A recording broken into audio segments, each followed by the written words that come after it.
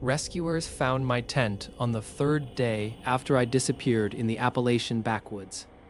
No tracks, no clues. They found only my phone lying in the dirt a few feet from the tent. Where the hell could I have gone? No footprints, no reason, nothing to follow. But let's not get ahead of ourselves. 3 days earlier, everything felt normal. I'd come out here alone to clear my head, to get away from the noise of people and deadlines and constant expectations. The woods were the only place where my thoughts didn't feel like static. The first 3 days were peaceful in that quiet, old mountain way. A little cold, a little damp, but predictable. I hiked, cooked simple meals, slept under a sky so dark it looked bottomless. Nothing strange, nothing alarming. Not yet. On the morning of day 4, I stepped out of my tent and froze. Footprints. Bare ones. Human. The ground was firm and slick from the night's frost. My own boot prints were obvious. These others, they shouldn't have been there. No one was camping anywhere near me. I hadn't seen a single soul since I arrived. And who walks barefoot here? In October? In the freezing dark of the Appalachian Ridge? I crouched down, staring at the prints, and a cold prickle crawled along my neck. The tracks weren't old. The edges were sharp, not softened by wind or melt. Someone had been standing right outside my tent hours earlier. I should have packed up and left. I should have hiked straight back to the trailhead. Anyone else would have. But something inside me, curiosity, stupidity, whatever you want to call it, held me in place. I kept thinking there had to be a reasonable explanation. A lost hiker, a prank, anything but the gut-tightening alternative. So instead of leaving, I made a plan. That night, before going to sleep, I set my phone on a small tripod of sticks I built myself. A simple idea. Point the camera at my tent and record the exterior while I slept. If someone was walking around camp, I'd catch them. As darkness settled in, the forest grew unnervingly still. Not the restful stillness from the days before, but a heavy, pressing kind that made the air feel thicker. I crawled into my sleeping bag, telling myself I'd stay awake, that I'd listen for footsteps, that I'd be ready. I wasn't. Sometime after midnight, sleep dragged me under like deep water.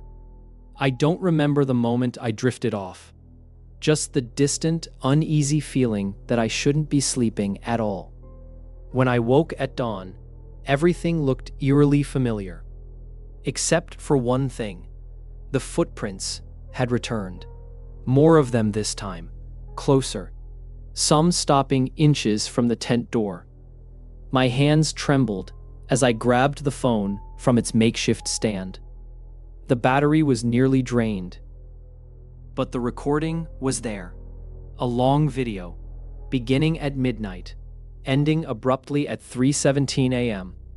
I sat on a cold log, breath fogging in front of me, and hit play, because whatever happened during those missing hours, I needed to see it. The video started normally. Just my tent under the pale moonlight, unmoving, silent. The forest looked frozen in place, as if something had muted the world. Then, at 2:58 a.m., the camera jolted, just once, like something heavy stepped close by. I leaned toward the screen. Nothing. Just still darkness. For almost 20 seconds, the frame didn't change. But the air looked thicker. As if something invisible had seeped into the edges of the clearing. And then, at exactly 3:17 a.m., something stepped into view. A silhouette. Tall. Wrong. It didn't walk. Its movements were too smooth, too fluid, like it was gliding on a track. The proportions were impossible. arms too long, hanging past where knees should be. Head tilted far to one side like a broken hinge. It stopped inches from my tent. My heartbeat hammered so hard I could feel it in my teeth. Then the worst part happened. The tent flap lifted, and I watched myself walk out into the cold.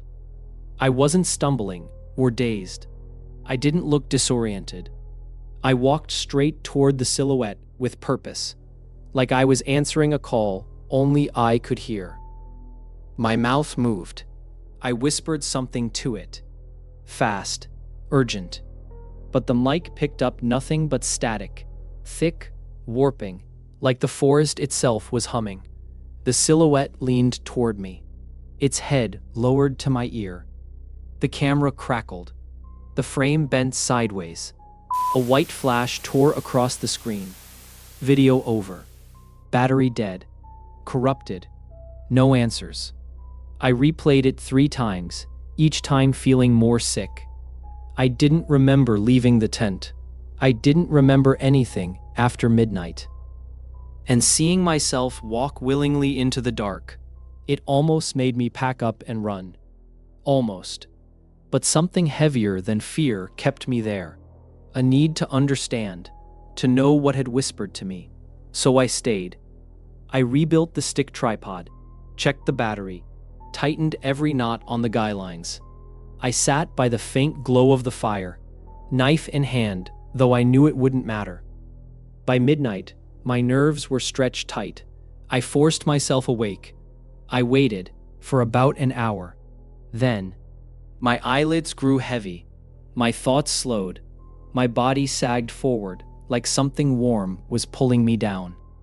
No, stay awake, I whispered to myself. But the weight behind my eyes deepened and deepened and deepened until it swallowed everything. Darkness. No sound. No memories. No dreams. Just a silent, heavy void. My friends sounded the alarm when I stopped replying for several days. At first, they assumed I was out of service. But when I didn't show up for work, something I had never once done, my supervisor contacted the ranger station. By noon, a rescue team was already moving into the Appalachian backwoods, with my last GPS location pulled up on their devices. The fog hit them first. Not normal mountain fog. This was thick, unmoving, like a wall of pale smoke clinging unnaturally low to the ground. Every footstep felt muffled. Every shout died too quickly in the air. They reached my campsite just after sunrise on the 3rd day of searching. My tent stood exactly where it should have been. Zipped, clean, neatly pitched. My pack was inside. My stove, my journal, all arranged the way I'd left them. But I wasn't there. No footprints were around the tent. No scuff marks. No trails showing I'd walked away. Just one thing lying on the ground, a few feet from the tent. My phone. The battery was nearly dead. The screen cracked. Mud smeared across the casing. But when one ranger pressed the power button, the device flickered to life. There was a single new video file, time-stamped the night I disappeared. The rescuers huddled around as the footage began to play. At first, the camera showed the tent, still, silent, nothing moving but fog slowly sliding across the frame, like something breathing. Then, at 3:04 a.m., the tent flap shifted, and I stepped out, barefoot, expression blank, eyes half open, like someone walking in a trance. "Is he sleepwalking?" a ranger murmured, but another shook his head before the question even finished. On the video, I moved with too much intention, too much focus. I whispered something, fast, urgent, but the microphone caught only a smear of broken static. It didn't sound like interference. It sounded layered, like two voices overlapping, mine and something lower, vibrating under it. I walked forward, toward the tree line. The camera's night mode struggled to focus on the fog, but my outline was visible. Thin, sharp, pulling slightly forward, as if someone had grabbed my shoulders and was guiding me. Then I stopped. My head tilted up, towards something the camera couldn't see. My lips moved again, faster, more frantic. The audio distorted. The ground-level fog twisted, rolling like something was moving through it. And then, the camera jerked violently sideways, as if yanked. A deep, rising hum filled the speaker, shaking the rescuers' hands. The image tore into lines of static. Then, a flash. Bright, white, like lightning without sound. For a split second, the screen showed a warped shape beside me. Tall, narrow, leaning in close. Too close. But the frame corrupted before its outline became clear. And then the video ended. The battery died in the ranger's hand. That was the last known image of me. The rescue team followed the direction I'd walked in the video, but the fog swallowed everything. There were no footprints leading away, no broken twigs, no dropped gear, nothing. It was as if I had stepped off the surface of the earth. One ranger wrote in his report, then crossed it out, that the silence in the woods felt like something was waiting for them to leave. He later admitted privately that he kept hearing faint whispers in the fog, but every time he turned his head, they stopped. My case was archived as unresolved disappearance. No evidence, no remains, no trace. Just a final recording of me walking towards something the camera could not see. If you ever find yourself camping alone in the Appalachians, and you wake at 3:17 a.m. to the sound of whispering, make sure the voice isn't yours.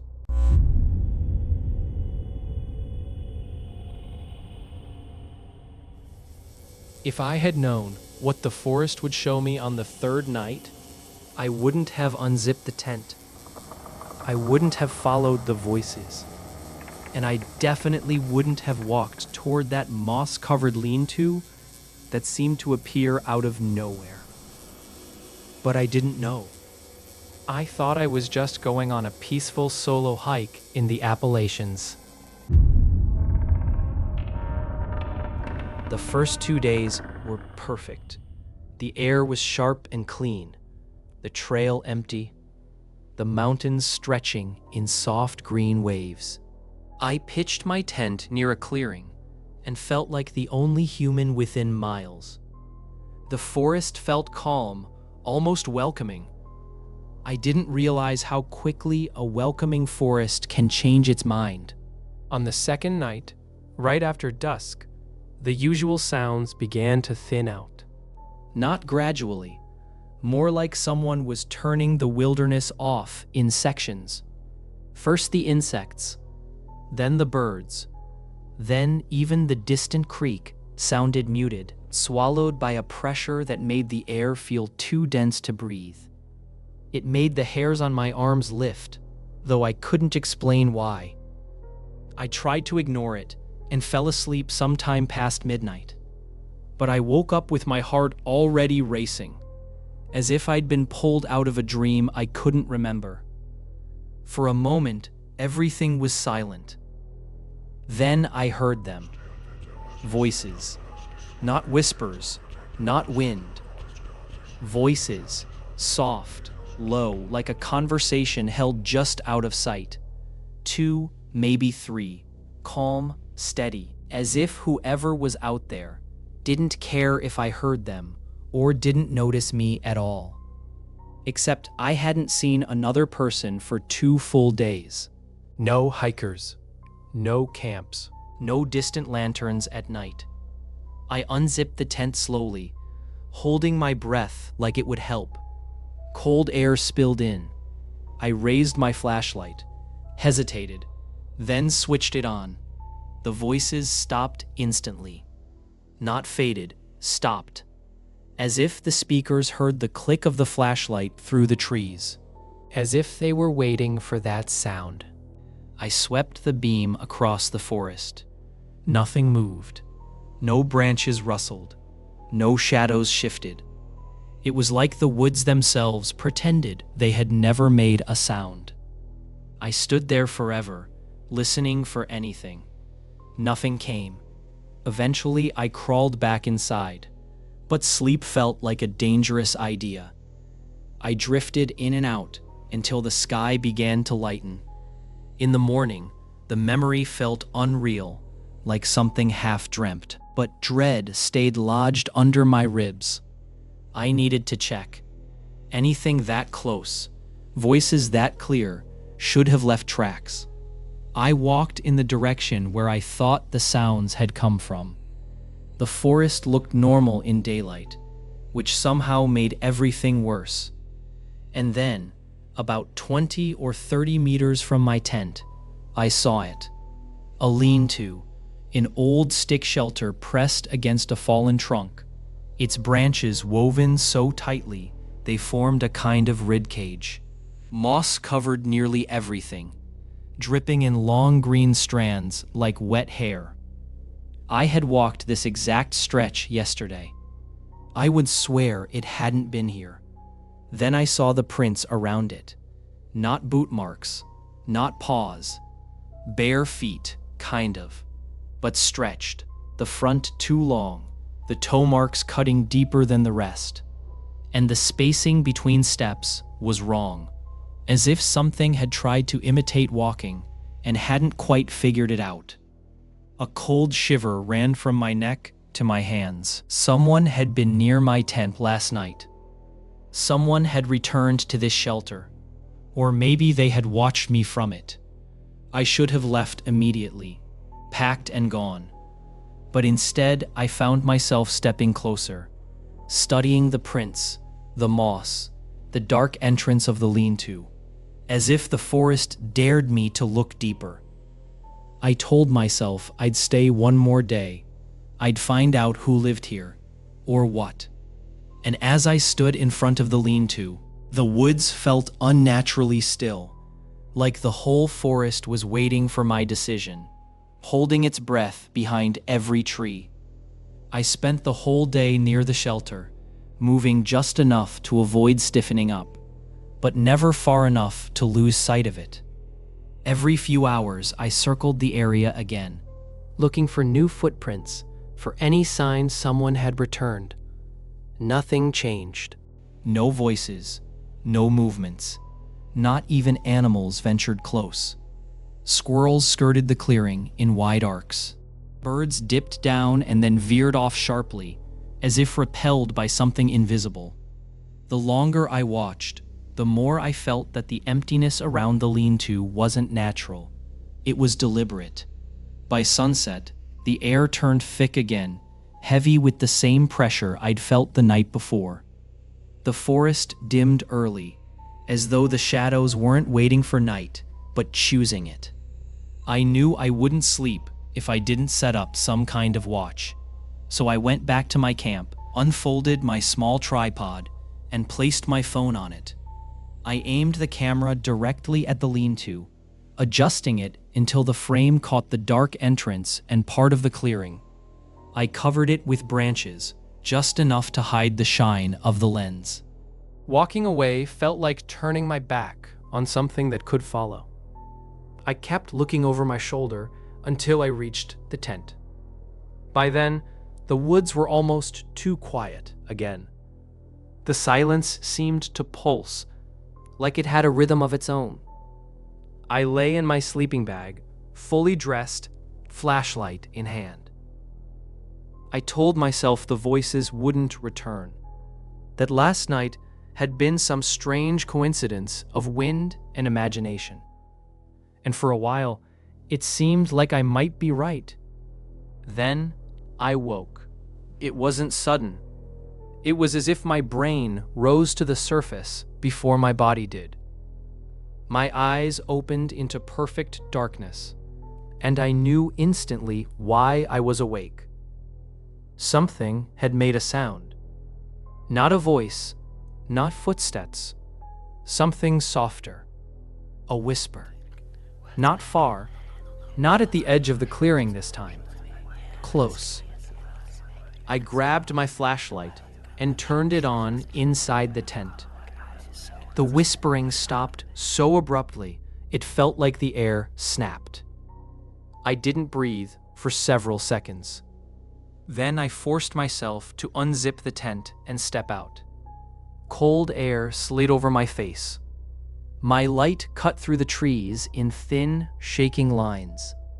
Nothing moved, but the forest felt full in a way it shouldn't. I walked toward the lean-to.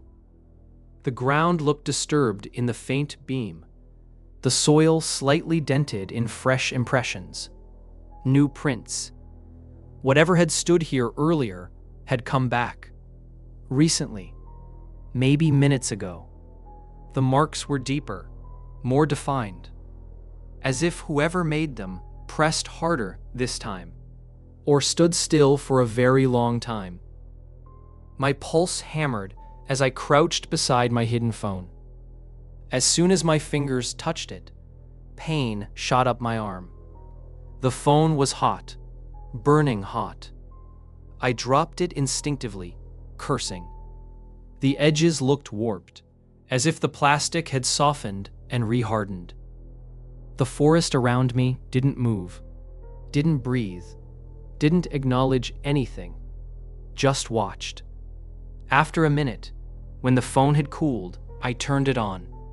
Somehow it still worked. I opened the camera roll. Hours of darkness. Nothing happening. Just the barely visible outline of the lean-to. Night insects humming faintly. Then at 3:17 a.m., the image flickered. The screen jittered with static, shaking as if someone were hitting the tripod. A deep, low hum rolled through the audio. Not like an animal, not like machinery. More like something vibrating inside the earth. The entrance of the lean-to began to glow. Faint at first, then brighter, swelling like a breath. The hum grew louder, deeper, until it drowned out everything else. The glow became a sharp, white flash that washed out the entire frame. For a split second, something filled the screen. A face. Too close. Too large. Features stretched wrong, as if reflected in rippling water. Its eyes didn't blink. They didn't move. They simply existed, staring straight into the camera. Then the image cut to pure snowstorm static, and the phone recorded nothing else. It shut off on its own, like something had taken the power from it. I stood there, trembling, the dark trees rising around me like walls. What I saw terrified me. I tried to replay the video, but the phone died completely and wouldn't turn back on. I packed in minutes and left the campsite without looking back. My hands were shaking so badly, I nearly dropped my gear twice. But I didn't stop. I just wanted distance. Distance from the lean-to. From the clearing. From whatever I'd seen on that screen. The forest looked normal in daylight, but every tree felt like part of a lie I had finally uncovered. The long hike back to civilization passed in a blur. I walked fast, then faster, pushing through brush and roots until the trail widened and the sound of cars finally drifted through the trees. When I stepped onto the gravel behind a small gas station, the ordinary noise of the highway felt unreal. Like waking from a nightmare into a quieter one. Inside the restroom, the fluorescent lights hummed overhead as I bent over the sink. My face was pale, but what stopped me cold were my eyes. The skin around them was reddened, raw, irritated, almost burned. Thin veins had burst across the whites like tiny red fractures. I splashed water over my face, but nothing changed. It looked like the afterimage of that flash had carved itself into me. I pulled out my phone with numb fingers and plugged it into the outlet on the wall. It stayed black for several long seconds. My stomach twisted. I needed that recording. I needed proof that what happened wasn't something my mind invented. Finally, the screen flickered. The battery symbol glowed weakly. I opened the gallery the moment the phone unlocked, my pulse thudding in my ears. There were photos of the trail, shots of the ridgeline, a video I'd taken 2 days earlier of the mountains in the late afternoon light. But the last recording, the one from 3:17 a.m., wasn't there. No corrupted file, no thumbnail, no trace. It was gone. I stared at the screen, scrolling, then scrolling again, as if the file might appear if I just believed hard enough. But the phone was empty, wiped clean, as though someone or something had reached inside and removed the only evidence that any of it had happened. I started walking again, heading toward the road, leaving the gas station behind me. But the feeling didn't leave. The feeling that something hadn't stayed in the woods. Something had followed me out in a different way. Quiet, invisible, sitting just behind my eyes every time I blinked.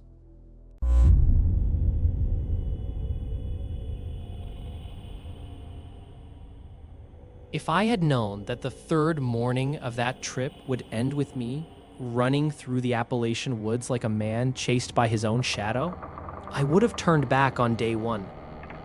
But I didn't know. I only knew that nothing in my life ever scared me the way that night did. And what I found inside that abandoned tent still makes my chest tighten every time I think about it.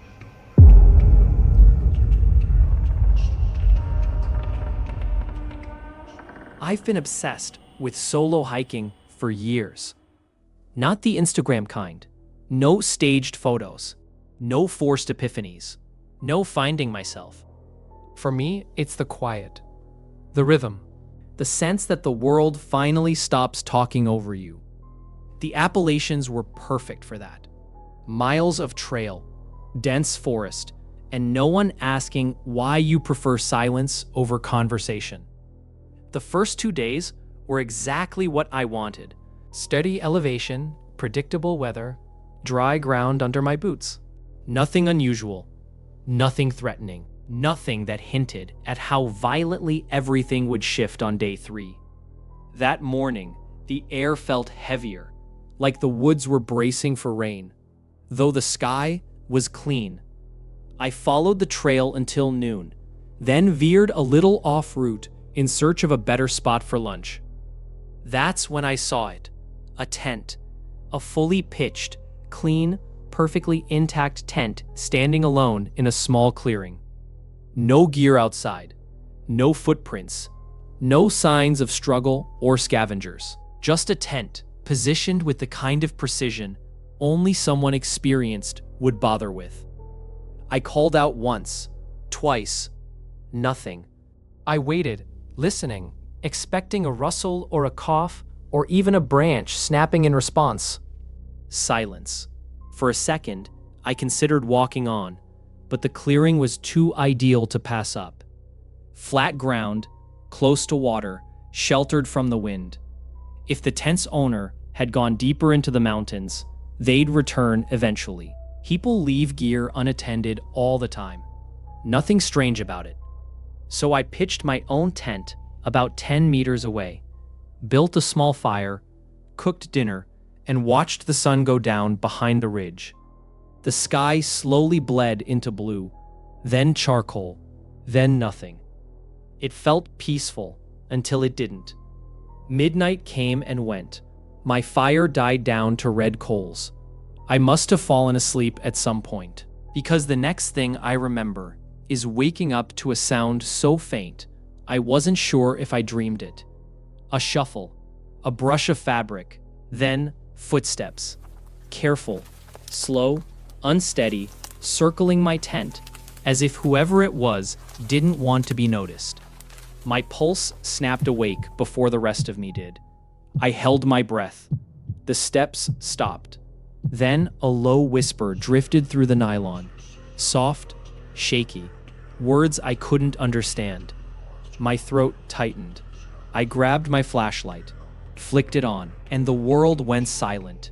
Completely silent, like someone had snatched the sound out of the air. I forced myself to think logically. Maybe the owner of the stranger's tent had returned and didn't want to startle me. Or maybe it was some hiker passing by. That explanation felt thin, but it was the only one I had. So I unzipped my tent and stepped out into the cold air. The clearing was still. My light swept over the grass, over the trees, over my gear, and finally landed on the other tent. I called out. No answer. I walked closer, the flashlight beam trembling just slightly, just enough for me to notice it and hate it. I called again, louder this time. Nothing. The tent looked exactly as it had during the day, untouched. No footprints, no movement, no sign of its owner returning. The silence pressed in harder, and for a second, I almost turned back. But something was wrong. Wrong enough that walking away felt worse than checking. I crouched, took a breath, and lifted the flap. The smell hit first. Not rot, not smoke, but something like burnt metal and cold air. In the center of the tent floor was a black, circular stain, perfectly round, as if something had burned there in a single instant, too fast to scorch the walls. The fabric around it wasn't melted, just stained, like soot, or ash, or something I didn't want to name. Then I saw the phone. It lay near the stain, screen up, still showing 1 bar of battery. It wasn't locked. The display was frozen on a paused video thumbnail. No title, no timestamp. Just a still frame of the tent from the outside. My chest tightened again, this time sharper. Someone left their phone. Someone left this behind. And someone hadn't come back for either. Every instinct I had told me to put the flap down and forget I ever saw it. But curiosity is a dangerous thing, and sometimes it feels stronger than fear. I picked up the phone. My thumb hovered over the play button. For 2 long seconds, I argued with myself. Then I pressed it. When the video started playing, the first thing that hit me was how still everything looked. The phone's camera had been set somewhere on the ground outside the tent, aimed straight at it, unmoving. No commentary, no rustling, no breathing behind the microphone, just hours of silent footage. The timestamp showed nothing helpful. It was as if whoever recorded it didn't care about details, or didn't expect to be the one watching it later. For several minutes, the screen showed only darkness, faint outlines of the tent, the pale line of the clearing behind it. I kept waiting for something, anything, to happen. My thumb hovered over the fast-forward bar as unease crawled up my back. Then I gave in and dragged the timeline forward. The image skipped ahead by hours. Still nothing. I frowned, dragged further, and then, at 3:17 a.m., the frame twitched. A glitch, like a brief tremor in the world, caught on camera. I froze. My breath suddenly felt too loud in the quiet of the empty tent. I rewound a few seconds and watched again. The same twitch, the same distortion. Only this time, when the frame stabilized, there was something new in it, something that hadn't been there before. A silhouette, tall, motionless, standing just far enough away that its shape blurred into the darkness, but close enough that my brain instantly rejected the idea of it being human. The proportions were wrong. Too tall. The arms hung lower than they should, almost brushing the knees. The head was elongated, narrow, tilted slightly as though listening to something I couldn't hear. Then it moved. Not a step, not a turn, just a subtle lean forward, like it had become aware of the camera.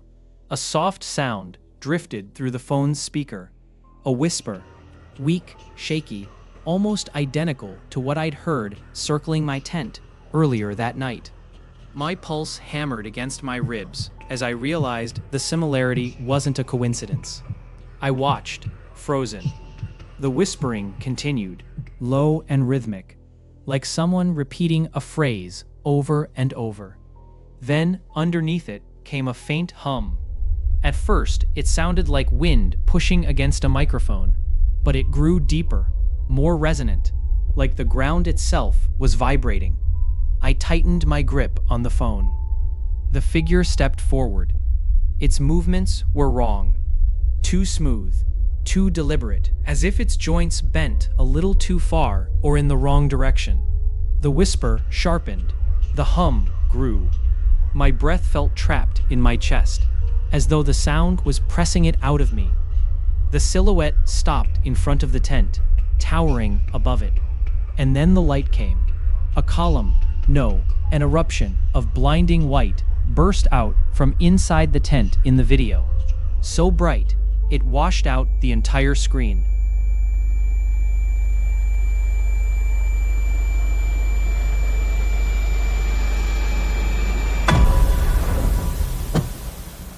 Instinctively, I jerked back, the phone slipping from my hand and hitting the ground. For a second, I thought I'd gone blind. Even after I blinked several times, a pale afterimage hung stubbornly in my vision. I reached down with shaking fingers, grabbed the phone, and looked at the screen. The video had stopped. The last frame was a chaotic blur. The moment the camera fell over before the recording cut out completely. My mouth felt dry. I swallowed hard and let out a breath I didn't realize I'd been holding. That wasn't the worst part. Still trembling, I opened the phone's gallery, needing to see if anything else had been recorded. Maybe the previous owner had tried to document whatever happened next. Maybe they escaped. Maybe they didn't. The thought made my stomach twist. There it was. Another video. Its thumbnail was black. No image, no indication of length. Just a dark square sitting quietly beneath the one I just watched. My thumb drifted toward it almost automatically. But then, something in my mind snapped back to the tent floor. The soot. The perfect circular stain burned into the fabric. The way the walls hadn't been touched. Only the exact spot where something had happened fast, violently, impossibly. A cold realization ran up my spine. The phone had been inside the tent, not outside, not at the recording position the first video showed.